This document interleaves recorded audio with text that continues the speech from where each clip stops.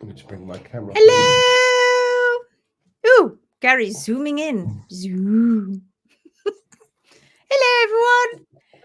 Good evening. Oh, goodness. Well, Look at Sarah. Here. You're at the top. You got here first. That's amazing. Brilliant. I sent you an email, by the way. Just go check your emails. Pia's here. Evening all. Girls had their new East Wing open today, and they were like, what?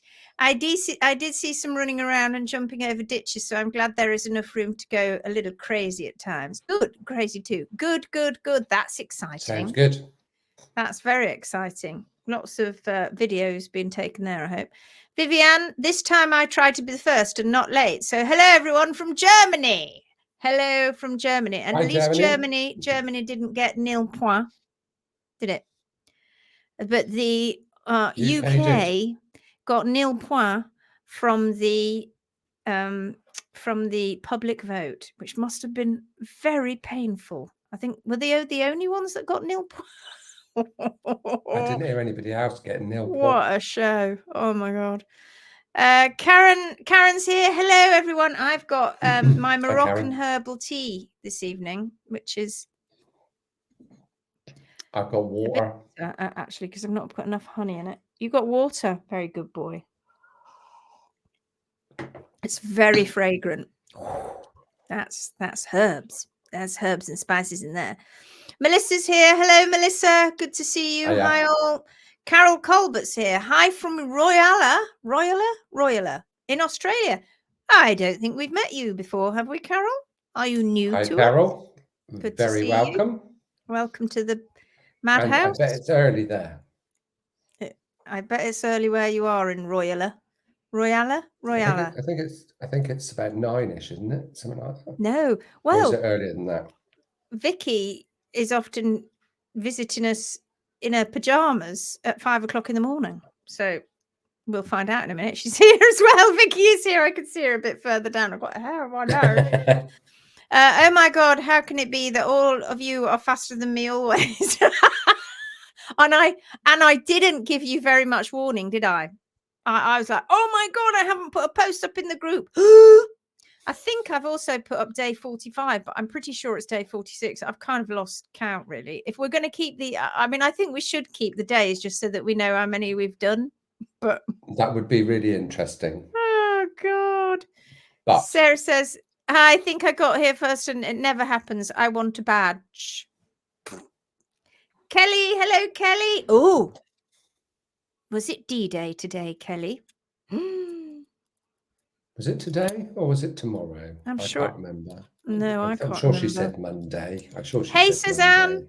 Hi, Anne. How's Max? Hi, Anne. How's he doing? Cheers, everyone from rainy Wales. I'm now home, dry and warm again. It's just thrown it down out here, or chucked it down, as we say in the UK. It's black. Has it stopped? It is black. It stopped at the moment, but weird it's black weather out there at the minute. Very, very weird weather. Good morning, everyone from Australia. Good morning. Good day. Good day, Vicky. Raining here too, although the hay fields look great for it. I know, right? Oh, well, that's needed. Rain and then some sunshine. Hi, guys. How is everyone doing? We're doing fine. Seems like everybody else is doing fine. Good, Angela. How are you? It's like the film starting at the cinema because they've all sent these messages, Gary, while we've not been live. So I'm catching up and then we'll catch up with what they're actually saying. Anne Blake says, all good except my horse decided he didn't want to be on the track and broke out through the hedge to the grass field next door. No, that happens sometimes. That does happen sometimes. But, you know, the more he gets used to hay, he wouldn't stay out there long. He'd be like, coming back now, I need some hay. Oh, Timmy's here watching from the waiting room at Clapham Junction. Hi, Timmy. I can't wait to see you tomorrow. Or is it the next day? Thursday. I really can't. Will it be Thursday? Will it? Yeah, because he's catching you over at night. I can't wait. So Tim, my partner, flew into the UK today so that he can then catch a train to Exeter, where he'll stay overnight. Then tomorrow he's catching another train down to Camborne, And we've just literally been there on our training camp or close. And then he's picking up. Twinkle. I can't even bring myself to say it. A Twingo. Twinkle. An old Twingo that's French, because they never sold them in the UK. It's been taken over to the UK and it's being sold. And he's going to buy a Twingo because ever since he was about 2021, when he first came over to France, or one of the trips over to France when he was a youngster, he loved Twingos and he's gone and bought an old Twingo. And none of us can believe it. Rachel and I are getting ready to get the unicorn dust out, rainbows and eyelashes, just so that you know, Tim. They're on order. Be warned. Twinkle is going to get, what do they call it? She's going to get a glow up. Twinkle's going to get a glow up. What do you call it, Rach? What are you going to do to Twinkle? Hello, Connie.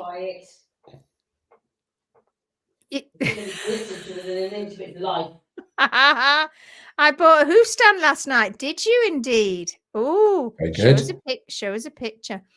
Lynn Bagwell's here. Hi, first time for me. I thought it was, as I don't recognise that surname, Lynn Bagwell. Hi, Lynn. You are very welcome. Where are you from, Lynn? Tell us a little bit about yourself. Deb Jacks is here. Evening all. Evening. Dawn's here. Hi, everyone. Had a very relaxed, forced day today after pulling a muscle in my back yesterday. Oh, dear. How did you do that? Working hard. And Gary, I bet you, did you see this? It started off as just a wooden shed. And then Dawn's decided Pinky's licking a paw. Dawn decided she wanted to make soaps. So she had to have a lab, all right, in a garden. Yeah. So she took this just standard wooden shed, grew it, made it taller, and then completely did it out. And the pictures are immense. It's an incredible. It's incredible. I send me a picture of it and I'll put it up on screen, Dawn. It's amazing. Making her soaps. Honestly, she's such a doer. You put me to shame. Can you come around and spend a few weeks at my house and just fix it up for me? Because I don't know what I'm doing. Meta's here. Hi, says Meta. Hello. Hi, Meta. Sarah says, welcome, Lynn. Welcome, welcome, welcome. Hi, says Jackie Berry. Hello, everyone. Dawn Noswathda both. Right. Thank you. Whatever that means. I should know because my dad was Welsh. Noswathda. Noswathda. Does that mean good evening? Because it's very good. Vicky, where it's 5:07 a.m. Shh, he'll be asleep next to me. Oh, sorry, we won't talk very loudly. We'll talk quietly. So I hope he doesn't wake up. Now, I said that it was weird enough having Gary and Lindsay in bed with you, but now it's with your husband that he doesn't know that we're there. That's just really even weird. That's got even weirder.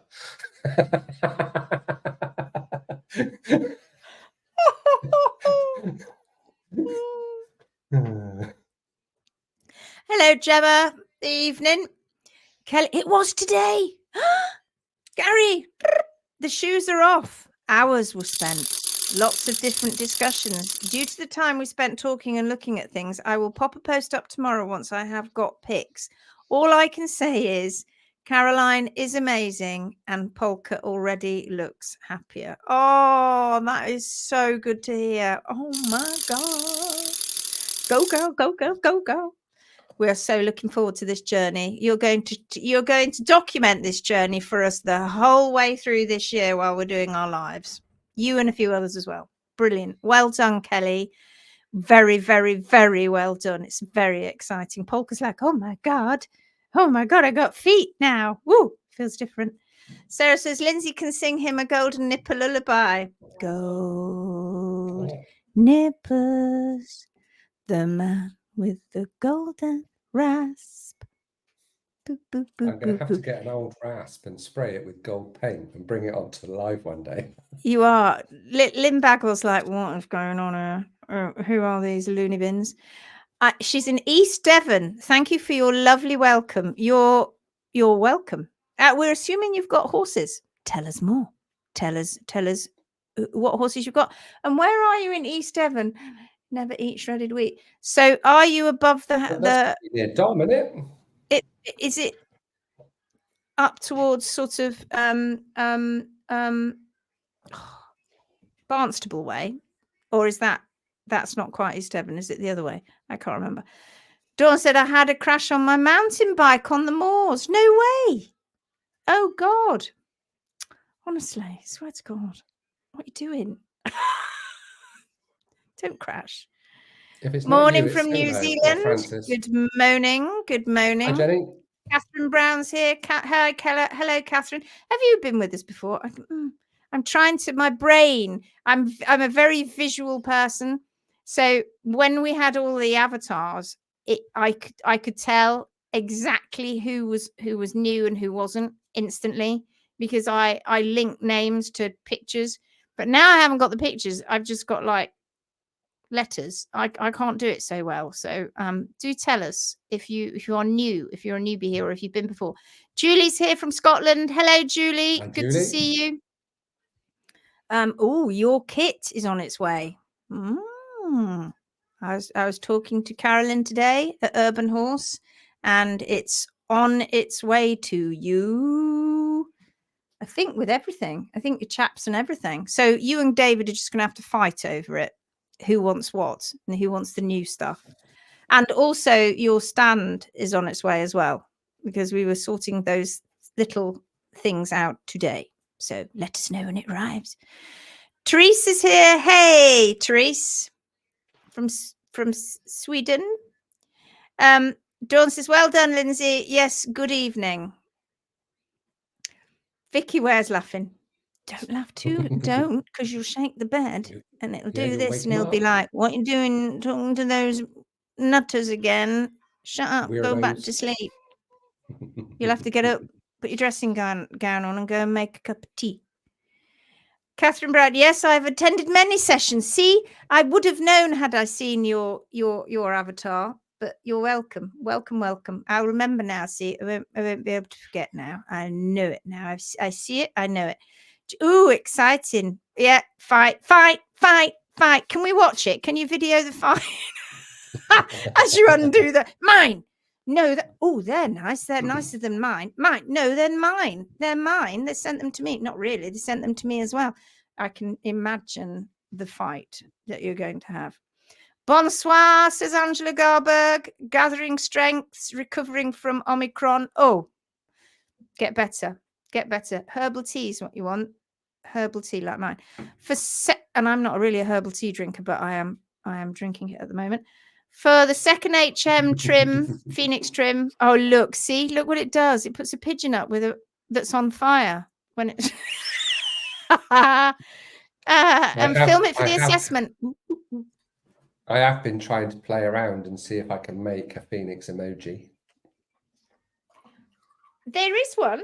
If you do the Phoenix, if you can do the Phoenix emoji on your phone, it comes up as a Phoenix emoji. Well, it does on iPhones, but when you see it on the browser, they don't have a Phoenix emoji. So it's a pigeon on fire. Pigeon, or bird with flames. It's a pigeon on fire. It's funnier. Jane Lewis is here. Hello, Jane. Hello. Hi, Jane. You're not new, are you? See, I need those avatars. It's a name that I don't recognise. No, I don't recognise. The thing is, we haven't got 35 people that are actually coming on and talking to us. So there's going to be people that have been watching us live that have maybe not said anything before or typed anything before. Right. Dawn, you are not going to believe this.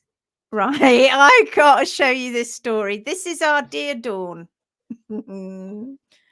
This is what dear Dawn is capable of. The incredible Dawn. Watch this, Gary. You're going to just die when I show you this. Right, everybody? This is Dawn's garden shed.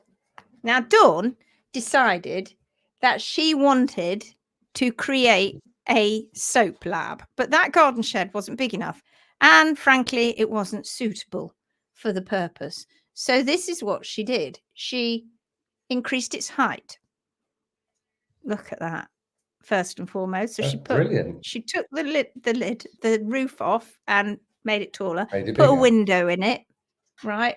Oh, and inside it looked like that, which is your average garden shed, right? That's what it looked like when it looked like this. That was your average garden shed, right? And it looked like that inside.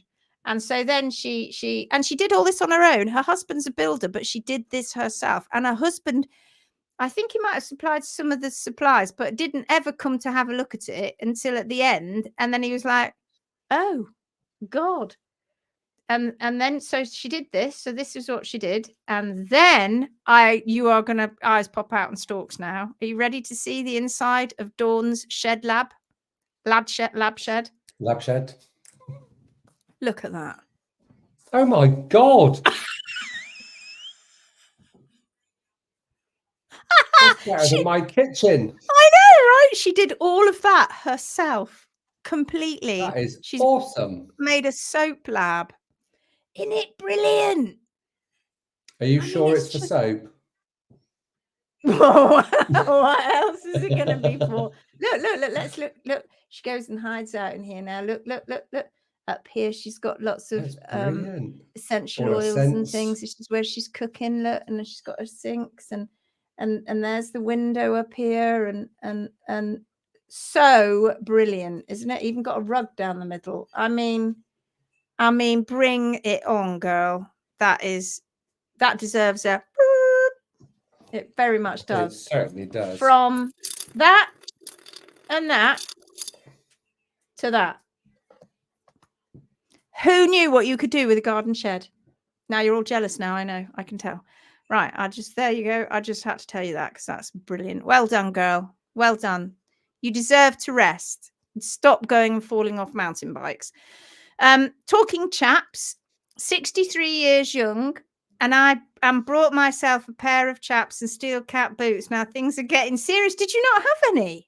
Did you not own a pair of chaps? Oh, you are. And all at the beginning of the year, Jenny, it was, I'm not going to trim. No, I'm not trimming. I've trimmed. I do trim, but only bits, and my hands hurt, and I'm not going to trim very much. And look at you now.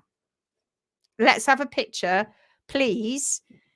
But you've got your pajamas on now because it's early in the morning, isn't it? Or probably you might be dressed. But let's have a picture. Come on, with the chaps on and your hobnail boots or your steel toe cap boots. Let's have a picture. Lynn Bagwell says, I am a retired farrier. Are you? Hello, Lynn. Second female to qualify in 1983. Always knew a lot of what... Always knew a lot of what I was taught was wrong, and during my career very often went against what vets and farriers said. I am in a place called Branscombe, in between Sidmouth and Seaton. I know it, on the coast. I own only a small herd of mainly Dartmoor ponies now who generally keep their own feet naturally. Oh, that's fascinating. When did you say? In 1983. That's really fascinating. And I don't recognize your name. And that was part of my patch. Although I probably didn't go up as far as Seaton very often, but we probably crossed patches when I was back in the day and you were still back in the day. We probably crossed patches, but I didn't know your name. And you would have been a really, we still don't have a lot of female farriers now. So back then that would have been something really unusual. But tell me, Lynn, is it still the same? Are they still saying the same old stuff and bringing out the same old kind of shoes? I know they've changed it a bit over the years, but effectively still saying the same old stuff, because I've not heard anything different for well over 20 years. They've been saying the same thing for well over 20 years. And it's great to have you with us, because I know you're going to be able to bring us all sorts of huge, interesting insights into your life. That's really exciting. David has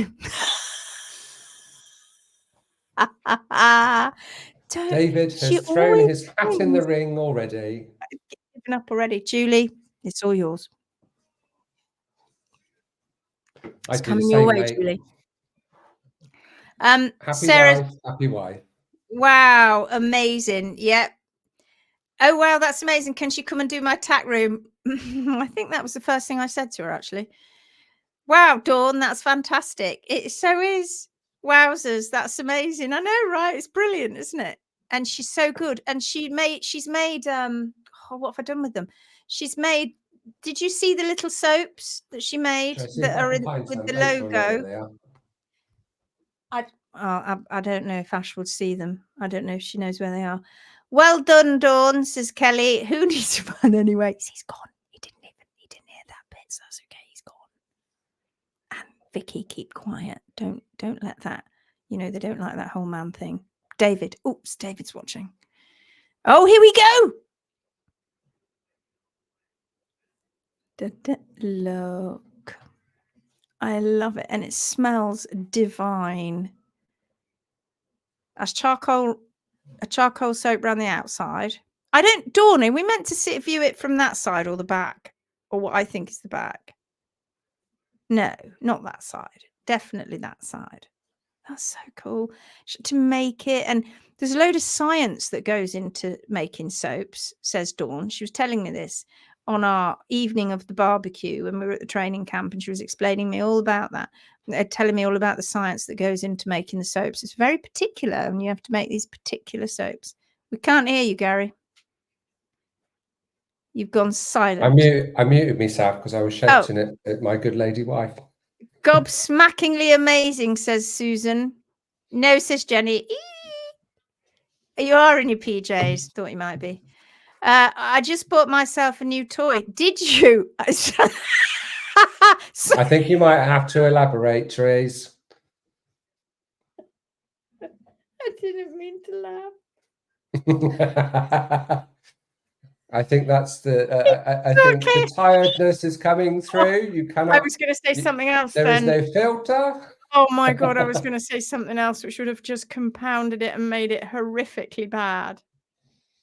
That just brings me back to our favorite podcast.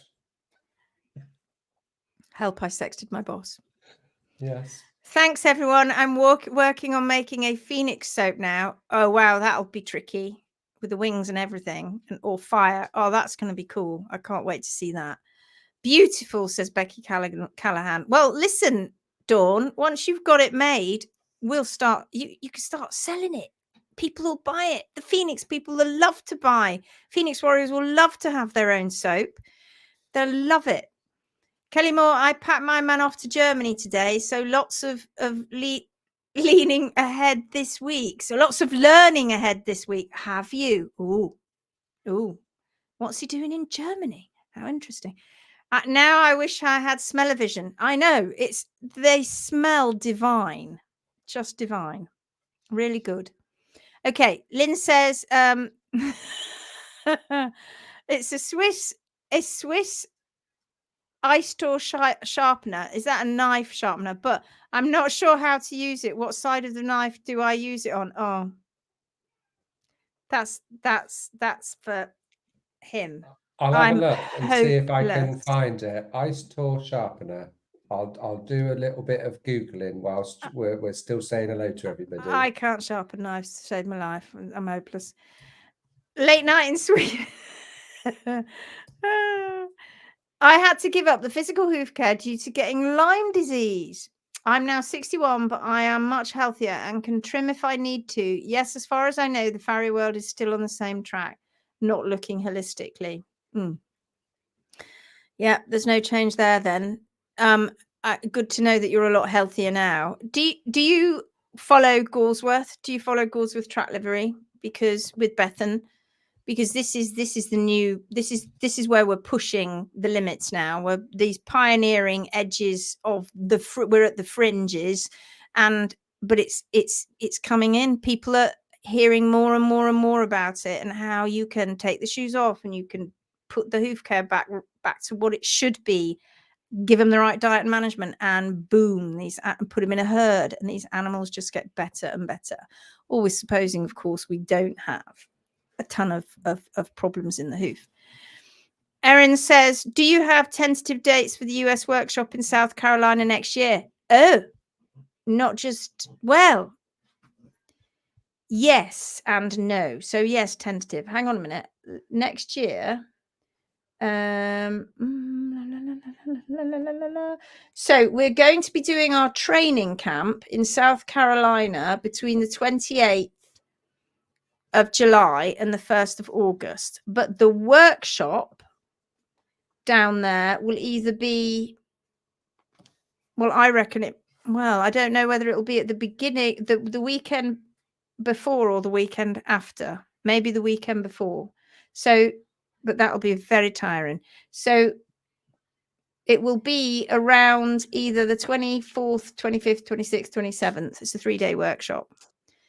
Or it'll be after that, and it will be a Saturday, Sunday, Monday, which might be the 2nd, 3rd, and 4th. We'll be very tired, but that's when we're planning on doing it. So end of July, basically. End of July, beginning of August next year, probably.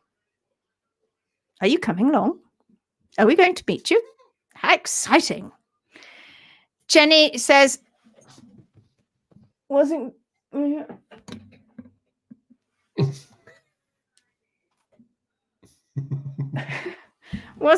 to trim as in part of my journey. Now doing 16 minis at the Haven out of 21. And on Sunday, a friend messaged who follows here was struggling to tidy up toes and heels. So I said, pop round. Now look, shock horror, a big horse with a big hoof. Anyways, I did it. I trimmed a big horse, hence chaps and boots bought yesterday, ready to do backs Wednesday. Good girl. I've got pictures of that trim because you sent them to me, and it's great. And now, when I say, I'm going to have to shut that door in a minute, it's banging. When I say we are not conflicted, do you understand what I mean now? Because when you know how to trim to Mother Nature's constants, to Mother Nature's blueprint, there is no room for guesswork. It's only when, of course, we get very sick hooves that have been compacted or penetrated, sole penetration, or toes have been terribly chopped off, that things start to be a bit more difficult. But when you have the standard foot in front of you that is relatively healthy, you're never conflicted. Yet what we see all the time is PPT, personal preference trimming, where should we leave the heels just a little bit higher today? That means that we're going to leave the bars a little bit higher today. And I think I need to take that toe off. Got to bring that toe back. What? Leaving quarters a little bit too high. I had one of our students message me today, and she was asking why this horse on this track, new to her, she's going to start trimming next week, I think, why the foot was all cracky at the quarters and the foot looked dry and just generally not particularly what a good hoof wall would look like. And I said, well, because that horse is breaking off its quarters, chipping it off, because it's being asked to walk on the quarters. So they're not passive, right? Because not all horses have big arches. Some horses have quite small arches, but they're still there. And those active wear patterns are being confused when a human being puts their tilt on what the horse's foot should look like. And those quarters on a natural, healthy, normal foot that Mother Nature designed would have that hoof wall down to the hard sole plane.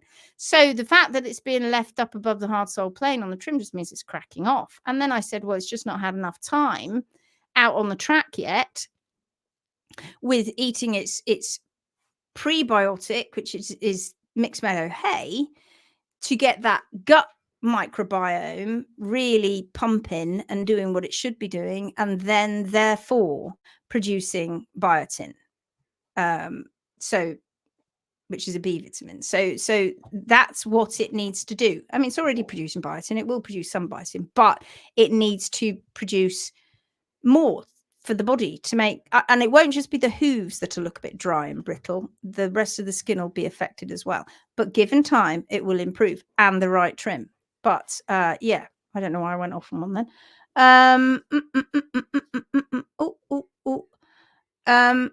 Becky says, yes, I'd love to buy some Dawn. Oh, see, me too, Dawn, says Pia. There you go. We've got customers for you already, Dawn. Gary, can you do a sharpening video on the page? I was saying to Julie that I'm struggling with it. I have a diamond flat sharpener, but I can get angle right on my loop knife. We might do one and put a quick one in the challenges, but probably won't put one up on the page.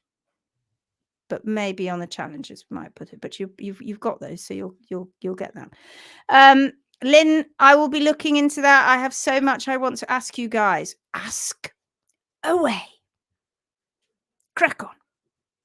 We are an open book. You can ask us anything, and if we don't know, we'll make it up. Joking.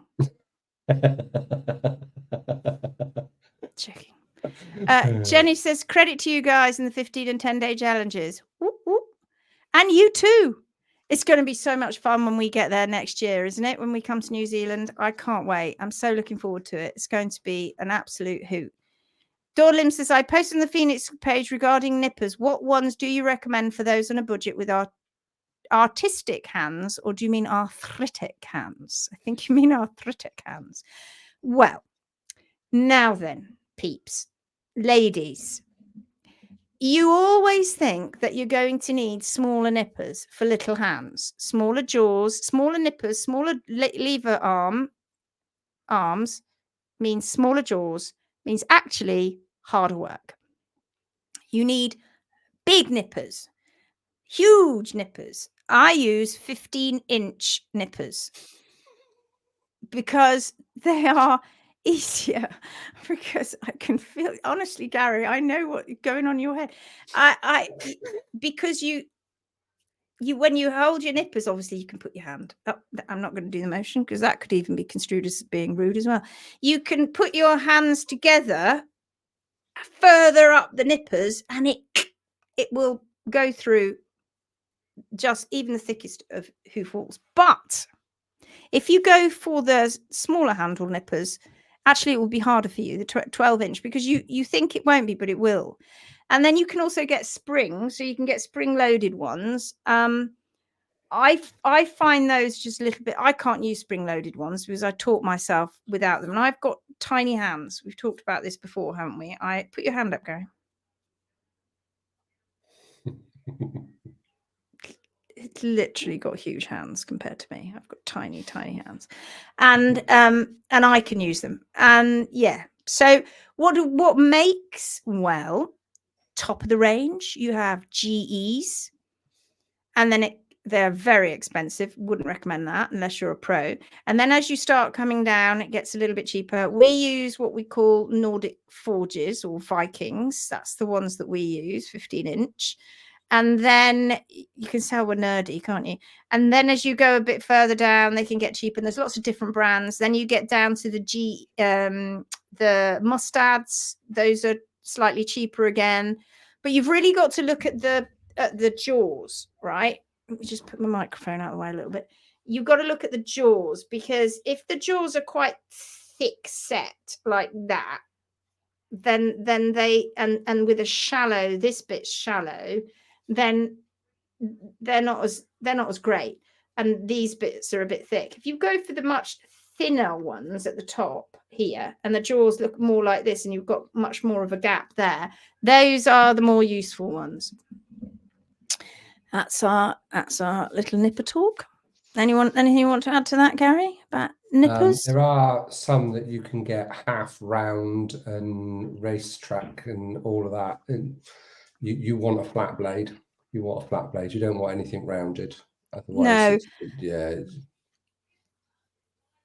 And not for what we do anyway. Not for what we're promoting anyway. You want it as flat as possible, because you want to be able to get as much off as you can with the nippers, which saves you rasping. But it needs to be done properly. And you want the flat part on the hard sole plane, which helps guide you, you see. Yes. Yeah. There you are. Oh my God, how far away are you?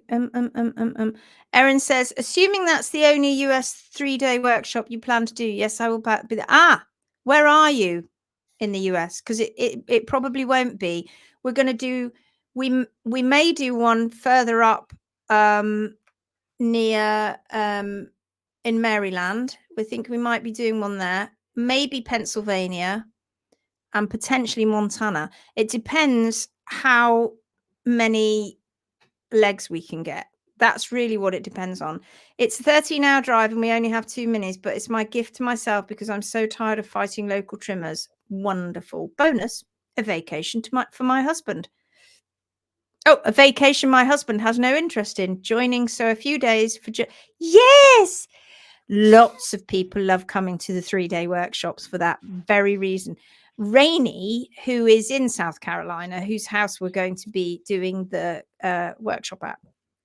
So for her birthday last year, her husband surprised her with booking a 3-day workshop in Scotland, and he flew over with her and their son, and they went off and did stuff every day and played golf and doing that sort of stuff. And Rainey just came and got her horse fix for 3 days. Well, horse and hooves fix and cadaver fix and cadaver trimming fix. And from that moment on, she went on to become a pro. So it just goes to show, right? She'd followed us for such a long time. She desperately wanted to learn how to trim herself. And so, yeah, isn't it lovely? It's lovely, all that sort of stuff. But it's very much when you're into it, that those 3 days are intense. They're amazing. Sarah says, I can't believe that the beautiful arch Squire had after I trimmed him. I'd never seen it in the 4 years I've owned him. No, because I trimmed them flat. You don't want to be doing that, do we? Jenny says, horse's owner said that she had never seen her horse's soles look like that at the end of the trim, as in the look down to the HSB gives also the shape. And the trimmer had delayed the visit, so I had a 7-week hoof growth to work with. It was fascinating. Tis, isn't it? Tis, isn't it? We are obsessive, Phoenix Warriors. We're obsessive. Anne Blake says, pressure points. Is this due to the balance in the hoof, as Max is getting a few and Caroline is seeing him Wednesday? Explain more what you mean. He's getting a few. What can you see? What are you seeing that is making you say he's getting a few pressure points? Explain it a little bit more. I'm choking. Shirley says, oh, Gary, you have to speak. I'm going to choke. Okay, Shirley. Hi, Shirley. How are you? On my way to get more x-rays on a horse that gets winter laminitis. She's a paint, but is another one that gets compacted sole. She's pretty flat-footed, so I'm concerned how much I can take off, hence the x-rays. Okay, well, that's not a bad idea. It would be interesting to see the images of the feet as well, because there are horses that sometimes do have flatter feet from when we look at them from the outside. But as we know, when we go inside, they've all got arches and they're all really strong. So it depends. It really does. Yes, and if it's compacting, it may be compacting all the way across the foot. And yes. If it is compacting, then what you are thinking is winter laminitis might not be winter laminitis. It may just be that you have a hyperpositive palmar angle on P3, and as that compaction gets bigger and bigger and bigger, P3 changes and it gets to a tipping point. They can't stand it any longer, and then they go down with what looks like laminitis, but in fact it isn't. It's they're crippled because they can't walk. So that's why we get those x-rays to see the state of P3. Without seeing the hooves, if Gary and I saw the pictures of the hooves, we could probably tell you roughly where P3 is, but it may not be laminitis, as in diet and management causing that. It may be the trim. I forgot to ask Caroline today, but is there anything I can get to put on Polka's hooves to help strengthen them whilst they are adjusting? No. You can spray the nail holes. You can spray tea tree oil in there, or a natural antiseptic. You can spray that, even salty water. You can spray that into those nail holes to keep them as clean as you can, which is, don't pick them out or poke them or anything like that. But it is obviously an entry point for pathogens, and they can go and have a little party in there. There isn't really a lot you can do. All you can do is support from the inside. So your efforts need to be made on the gut and getting the right hay, etc., which I should imagine is actually happening now. And if there is any thrush, then you need to use a mixture of antiseptic cream and thrush cream, mix it together and paste it on every day if there's any thrush. But yeah, there's really not a lot you can do. It's time now. Time and setting up the body for healing. Gary, I can feel Gary's coming with a pearl of wisdom. Here it comes. There's so many products on the market that say that they do help hooves. A lot of them are oil-based, but there's a lot of moisture in the hoof that keeps the hoof wall and it's healthy.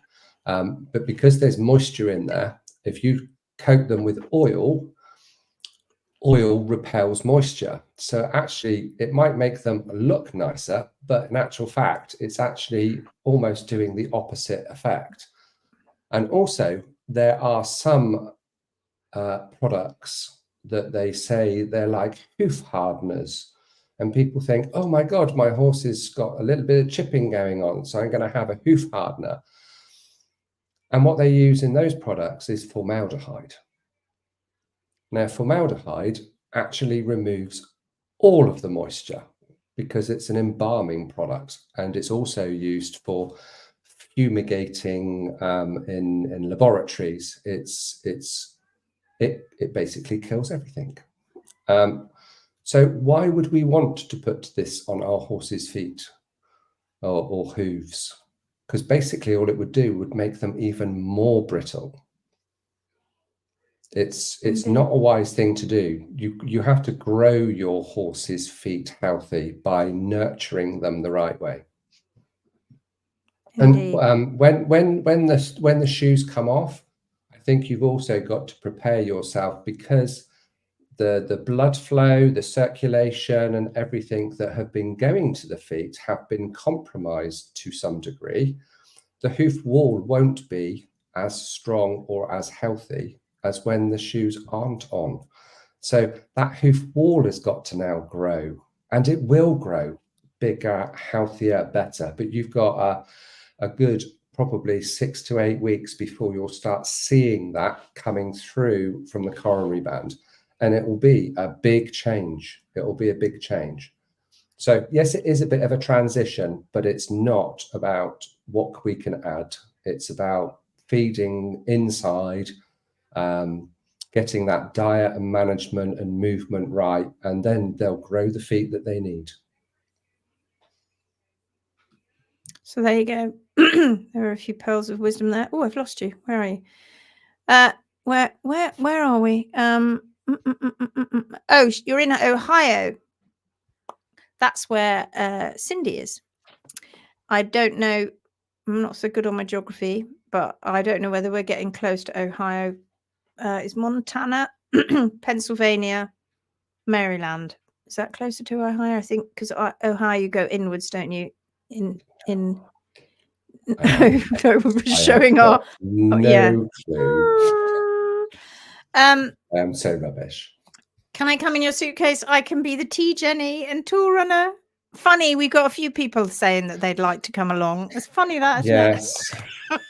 There's loads of people that want to come with us, just which is lovely, I have to say. Just chuck me in with the cadaver legs. I want to travel. I just dealt with norovirus in my house, so nothing can compare to that. Oh, going at both ends, was it? Whoa, that's bad. You poor thing. I did notice that you put a post up. I hope you're feeling better now. I hope you guys are going to Montana. I would love to do a 3-day workshop. Montana is not far from me. Hopefully, yes, because my friend lives in Montana, and I do want to go and visit her. So it's probably what we're going to be doing. I hope. Crossing fingers. Love the option of one close, but I'll go nearly anywhere that doesn't involve flying if it works into my schedule. Hoping to do challenges this summer, but I'm a hands-on visual learner. Oh yeah, I mean, the challenges are great because it sets the mindset. It gives you the information. You can go back and see it, and Yes, we give you lots of free information, but there's nothing like sitting through it and getting all of those nuggets put together and loads of other nuggets that we haven't given you and stuff that you get to really work through. But if you can come to an in-person workshop, then they are incredible, because of course we're with you, looking over your shoulder, saying to you, hold your nippers this way, hold your knife that way, you know, that kind of stuff. Hold your rasp this way, and it's intense, but it's one-to-one, so it really supercharges your learning. So my own, but it's amazing how the challenges go into your head. I was literally trimming as I walked around the house. Yeah, it's amazing. We are just so thrilled with this group. So many people have gone on the challenges, and so many people now are able to comment on the posts and help. Gary and I are like, oh, practically redundant now. But there'll always be horses, always be ponies that need help. Karen says, is pseudocreme good for thrush? Yes, yes and no. So it's good for let's leave it up there. It's good as a to kill bacteria, to kill microbes. Yes, and it's got benzyl benzoate in it, so it is okay, but it's a bit thick. The trouble with pseudocreme is for putting it in the central sulcus and for mixing it up with a thrush cream. It's a bit thick, and so you need to attack thrush, the pathogens in thrush. You've obviously got the fungus thrush, which is, you know, what we call it, but in fact it isn't just fungal, it's bacterial as well. You've got a mixture of the two, and so therefore you kind of have to hit both. So pseudocreme will only hit one side of that, really, and it's just a bit too thick to mix it up. So you want to use something that is more of a generic thrush cream, and a generic antiseptic cream are better because it's just a little bit looser. Pseudocremes were great for putting it on sores on your body, etc., and on the horse's body. What do you advise for dealing with seedy toe on donkeys? The vets and farriers in this area cut the whole wall out from the ground to however high up the white line goes. Because you'll know the donkey sanctuary very well then, Lynn, won't you? Where you are, of course, like very, very well, I would think.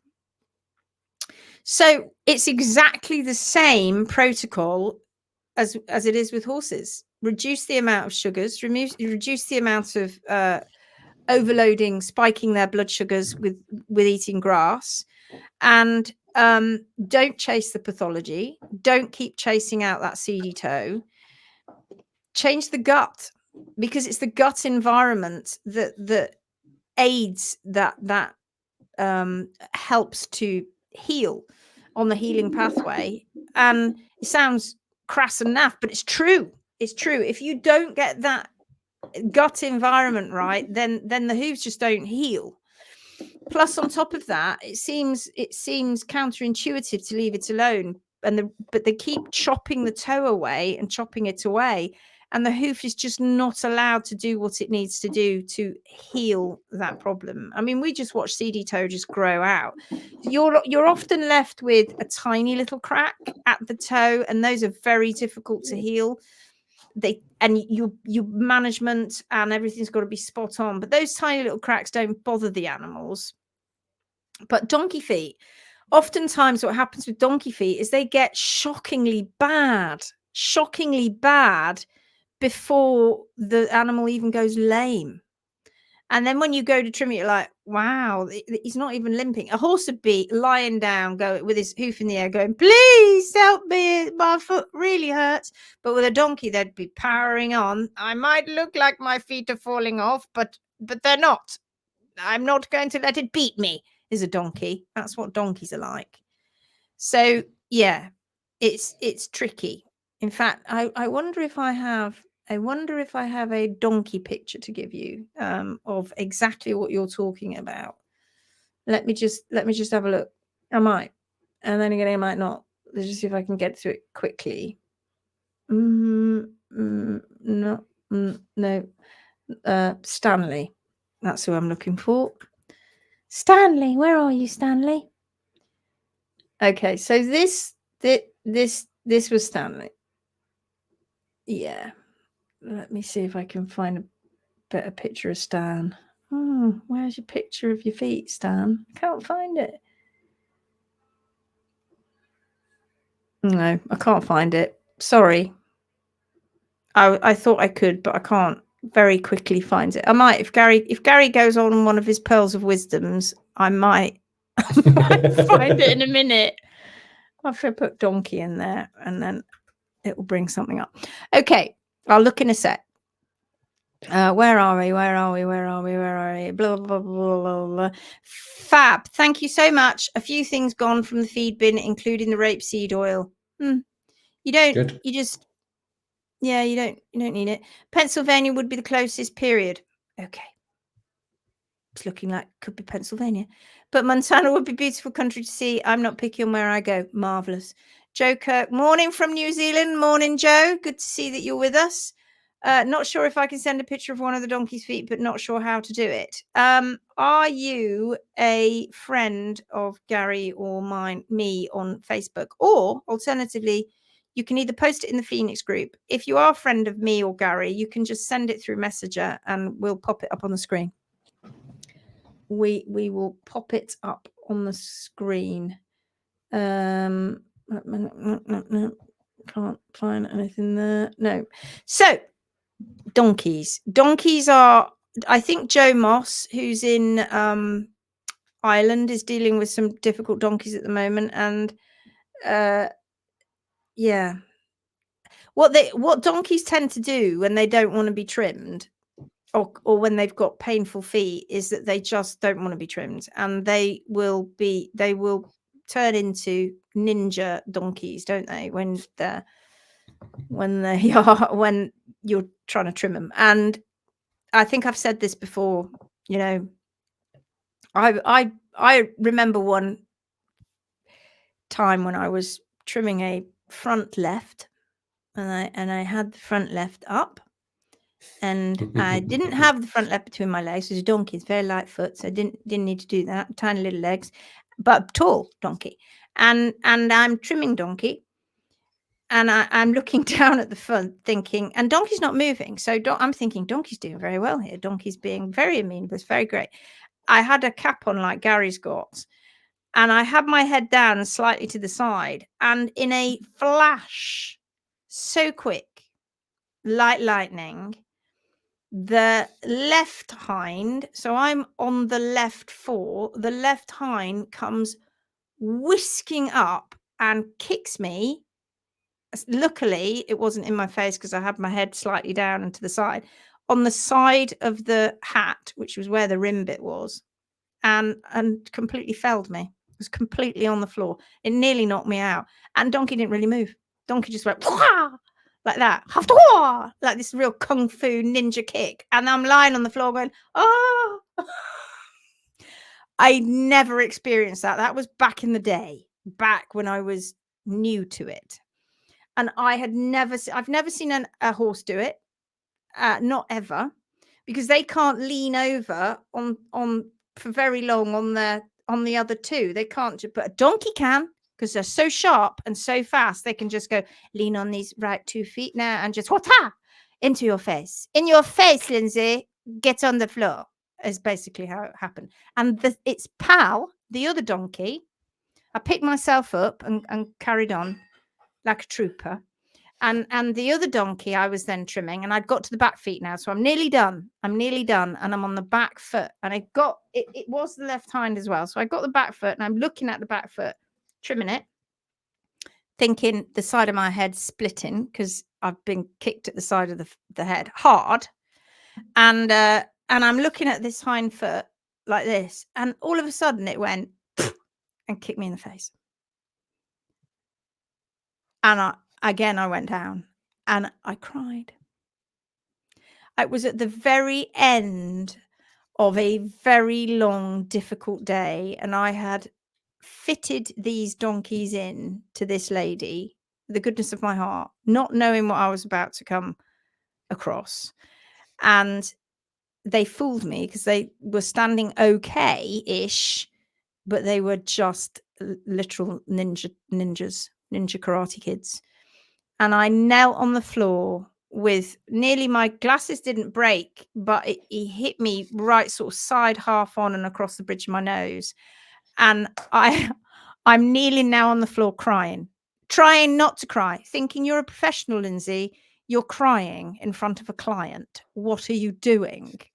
It's many, many years ago. And I was so exhausted and so knackered. And while I'm lying there, kneeling there, weeping, not like, but touching my face, like, oh my God, my face. She's going, oh, well, sorry, I should have told you that donkey there, that one that just kicked you in the face, that one put me in hospital a few weeks back. I'm like, Thanks for telling me. Yeah. And she said, and the other donkey, my husband and his friend had to wrestle to the ground for him to be trimmed. And I'm like, no wonder these donkeys didn't like being trimmed. I'll never forget it. And from that day forth, I didn't dress up like an American football player, but I prepared myself mentally every single time I picked up a donkey foot. And I trained Gary and all the other trimmers, be careful when you're trimming donkeys. When you have got that front foot and you're looking down, make sure you've got an eye on that back foot. Make sure you're just far enough away so that back foot can't come up and smack you in the face.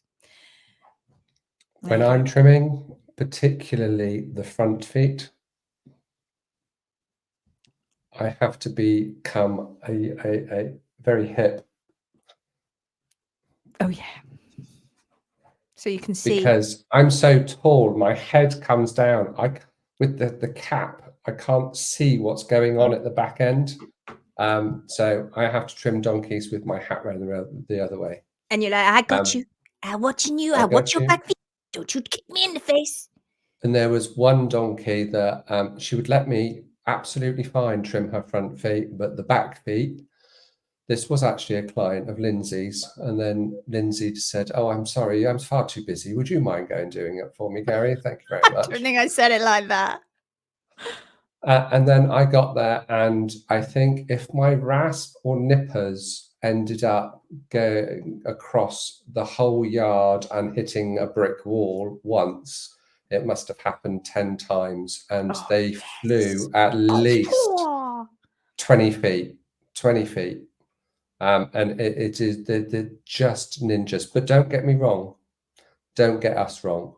We love donkeys. Oh, we do. We got our own donkey. We love them. We've got our own donkey. However, he is an absolute delight, and he loves having his feet done. He wasn't. That was the voice. That was the voice of Rachel you heard there. She said he wasn't. But he wasn't a kicker. No, he wasn't. He would just. He's so big. He would just say, "No, you're not coming to me," and he would just take off. And when a donkey decides that he's going to take off, it doesn't matter how you got hold of said donkey. Donkey is going. Donkey is going. So you can imagine that I've got a head collar on him and a halter, and that was all very well and good. And I said, okay, I need you to stay still, and that was where it all went wrong. And the first time that this happened, Donkey decided that he was going to go, and there was nothing that was going to stop him. So there was me with my arms round his neck, and then he was just moving, and I was moving with him, and then he decided to go through brambles and took me with him. So there was me, yes, and I was going over, stopping and then him. So strong. He's so strong. But his head, their heads in proportion to the rest of their bodies with their massive ears are nothing like the horse head of a similar size horse, right? Because they're giant. He has the biggest head out of all of our equines. And we've got a Clydesdale. And even her head, his head is bigger than her head. And yet he's like half the size of her. It's incredible. Big head. And he just puts his head down and pushes. But he's so much better now. Have you found it? Because I've got some pictures. Oh, hello. What have we got coming? Oh. The size of that head. Now, that's Oscar that's behind there. And Oscar is bigger than Donk, but his head isn't anywhere near as big. And they have these big projections still, bony projections on their skull above their eyes, far bigger than horses do. But they're just crazy. Absolutely. He's so delightful. We love him to bits. Oh, we got some pictures to come with Casimir soon. We've got another trim to do, and you're going to be that's going to be an interesting live. Oh, yes. You wait till you see those with his feet growing out. Right, I've got a few little. I did find some photos of SEEDY toe. Well done. Here we go. Oh, let's put that back on right. So this is a donk called. This one was Jacko, not Stanley. I was looking at the wrong one. It was Jacko. So you can see here that he's got rings. So he's got some lammy events going on. And you can see that his owner has been trying to spray some stuff on there to help. But the feet are just breaking away. High heels. You can see that coronary band's quite high. And this is what we mean. Basically, you get an infection that just kind of works its way up through the hooves. Now, the temptation is just to chop all of that off, but you kind of just have to go with what you've got. Now, it looks like I've rolled the wall away, but I'm just going with what I've got. I haven't. That's the amount of heel he's got on the ground. He was a bit thrushy, obviously around his frog. You can see that, and he's got a little bit of a central sulcus there. But you can see here where that rot is basically going up and how it's broken off. I've just kind of smoothed it out, if you like. But that's what he had to walk on. It's very common with these donkeys that they have pretty much hardly anything to walk on. So this was my first visit with him, and I don't think I've got any other pictures I can show you. So you can see where this is just at the beginning of the trim, really, where we're starting to get those heels back and get that coronary band in a better angle. But you can see how the toe wall is curving out because he has that infection underneath and because his diet is not right. And you can see that there's little nuggets of maize on the ground and there's straw there.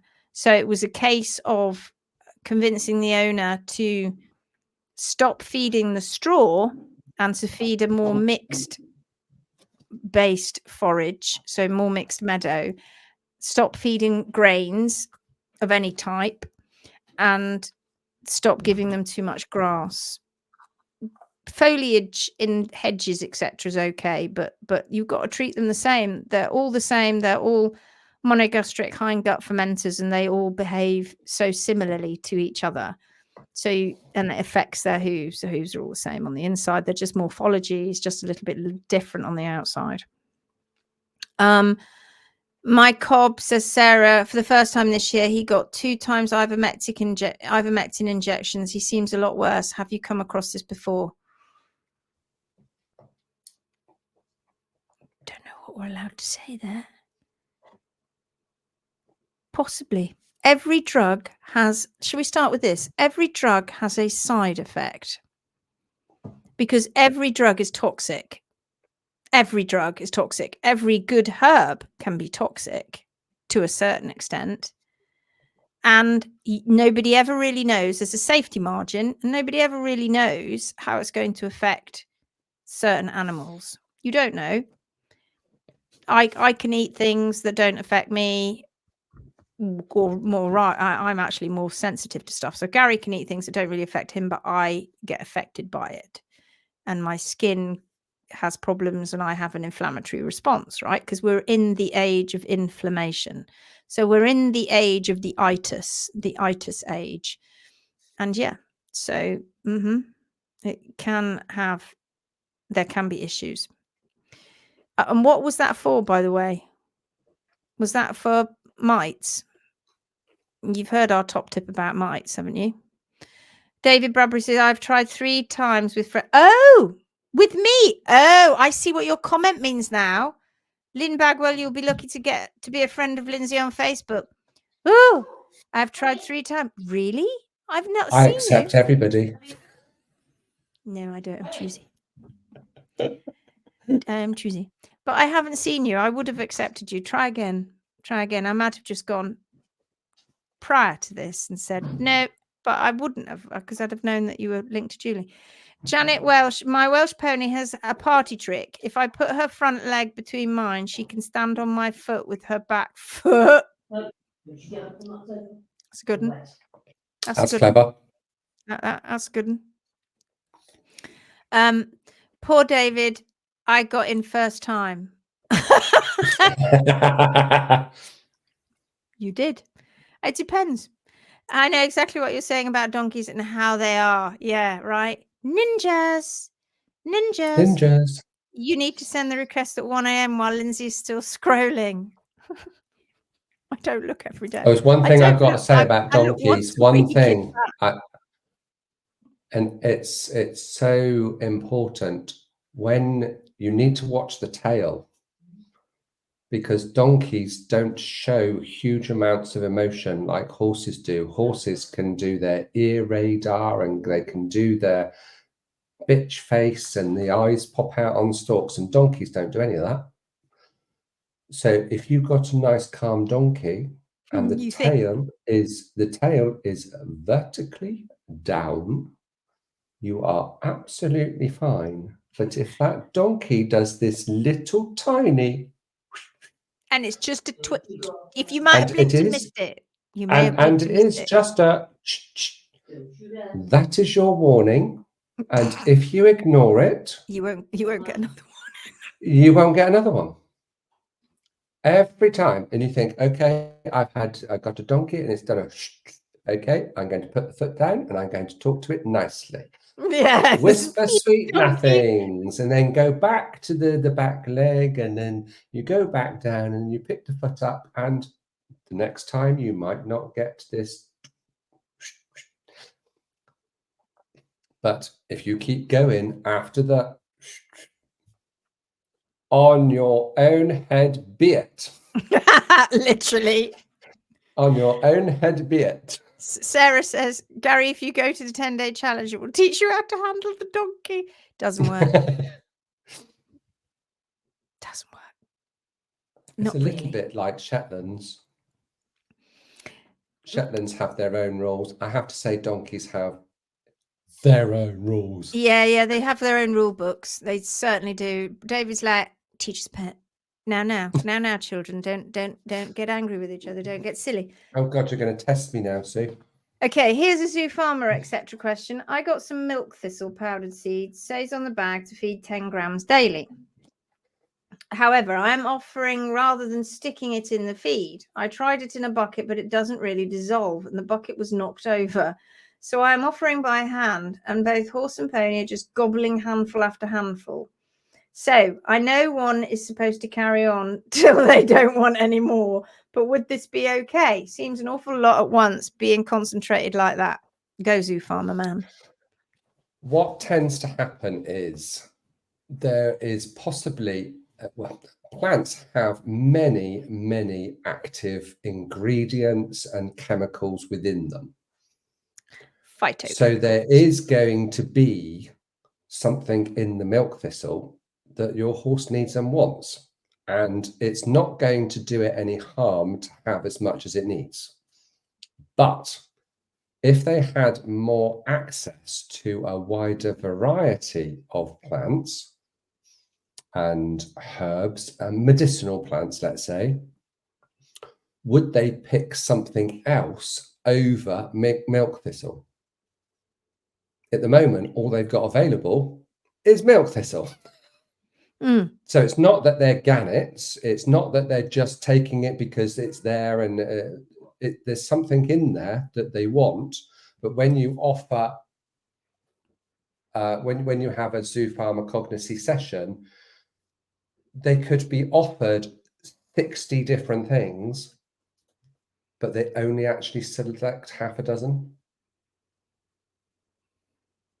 because they've got a lot of choice.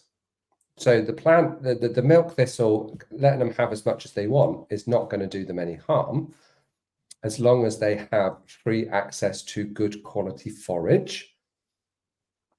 A milk thistle is not very strong anyway, but there are other herbs that are very strong, that can be toxic if they're taking it for calorific value and not for medicinal value. So it's all about choice, really. It is about choice. Then today we've got piles of cow parsley. Yeah, I was going to say this time of the year, the garden. It's and harvest your herbs. And we got goosegrass and in the northern hemisphere. Yeah, and we basically haven't had a lot of time to do the gardening, so weeds are everywhere, and we had big thistles that were nearly 6 foot high. So we went and pulled them all out, stuck them in a wheelbarrow, and chucked them in the horse field. Yeah, and so definitely all 10 over the day had just gone and whisked them away. Cow parsley, cleavers, thistle. I haven't done any nettles yet, but that won't be long. Mother Nature's cool because Mother Nature goes, this time of the year, pollen count's higher. You're probably going to need stuff to help you with your respiratory tract. And so I'm going to grow plants at this time of the year that's going to just help you out there a little bit. And maybe your skin will get a bit more itchy. Maybe you'll be getting a little bit more irritated this time of year. I'm going to grow plants that are going to help you out and detox you at this time of year. Always at different times of the year, the plants that are growing, Mother Nature knows when the animals need those particular things. It's fascinating. But going out there and just go out there and just take a wheelbarrow, take some bags, some shopping bags and just chop cow parsley down and cleavers and anything that you come across, milk thistle, anything, and then take it in, chuck it around and see what they do. They'll love you for it. They will love you for it. But I think, Susan, the answer to that was yes, keep going, but also offer other stuff too.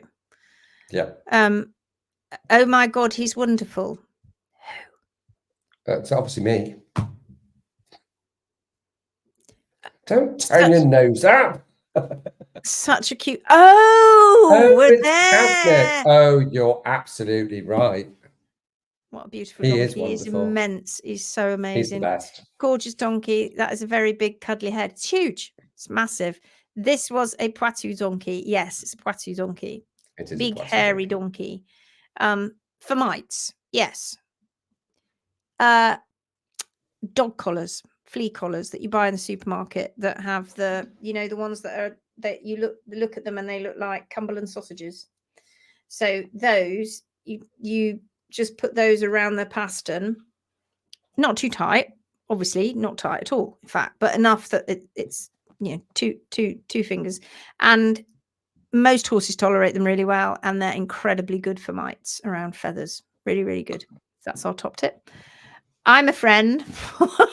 Don't. You'll make it really bad for him. He's going to start getting a massive complex. I feel for you, David. I really do. A question for Gary. Right. We have to hurry up because we're 1:15. So this last one. A question for Gary. Not 1:15, hour and quarter. My horse really wants to eat fresh fern. Is that okay? She seems fine. Would it aggravate or if you're prone to laminitis?